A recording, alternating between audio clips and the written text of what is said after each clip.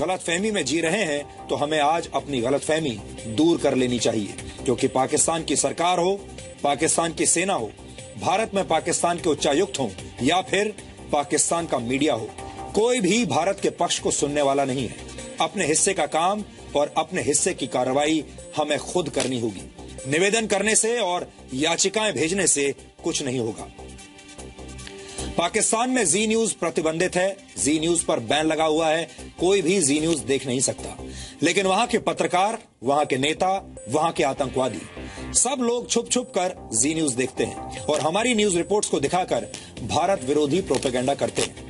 ऐसी एक video clip आज हमारे पास आई है और भारत में मौजूद पाकिस्तान के भक्तों को यह वीडियो क्लिप आज जरूर देखनी चाहिए। देश के बुद्धिजीवियों को, डिजाइनर नेताओं को और पत्रकारों को यह देखना चाहिए कि पाकिस्तान की अंधभक्ति करने का अंजाम क्या होता है। डूब कर मर जाओ शर्म से। अगर ये जो मैं बेनकाब करने वाला हूं, मरना चाहिए वैसे डूब कर। अगर शर्म होगी तो मरेंगे। शर्म भी तो नहीं है, मसला ये कि शर्म भी तो नहीं है। जरा दिखाते हैं आपको पहले जी न्यूज का क्लिप।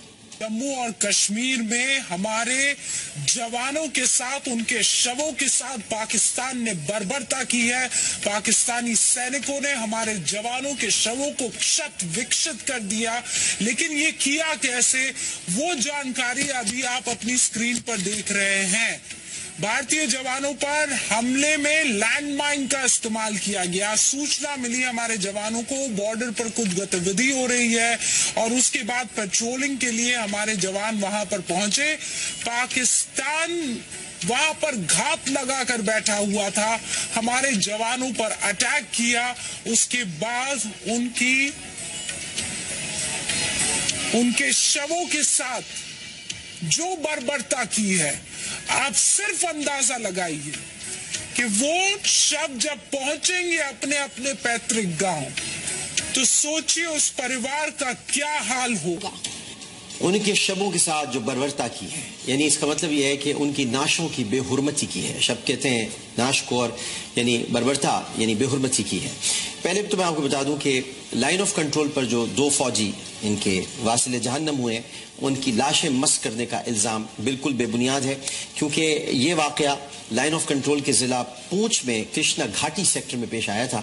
और इसमें ये कह रहे हैं कि पाकिस्तानी फौज ने पहले LOC पर कायम भारतीय फौज की 2 फॉरवर्ड चौकियों पर बिला इश्तियाल फायरिंग की, मार्टर गोले और रॉकेट दागे, और साथ ही पाकिस्तानी बॉर्डर एक्शन टीम ने इन चौकियों के दरमियान गश्त करने वाले फौजियों पर हमला कर दिया।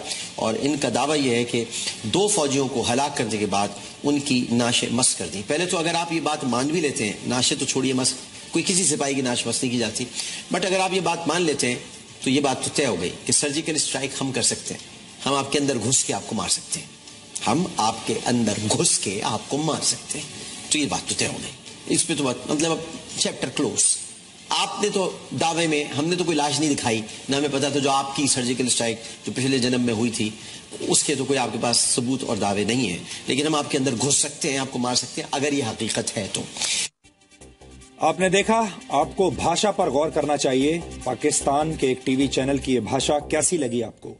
आज हमने आपको भारत के मन की बात बताई, लेकिन ये पाकिस्तान के मन की बात थी। पाकिस्तान क्या सोचता है हमारे बारे में, हमारी फौज के बारे में और जो कुछ हो रहा है उसके बारे में। हाफिज सईद जैसा आतंकवादी पाकिस्तान में बैठकर जी न्यूज को धमकी देता है, भारत को धमकी देता है।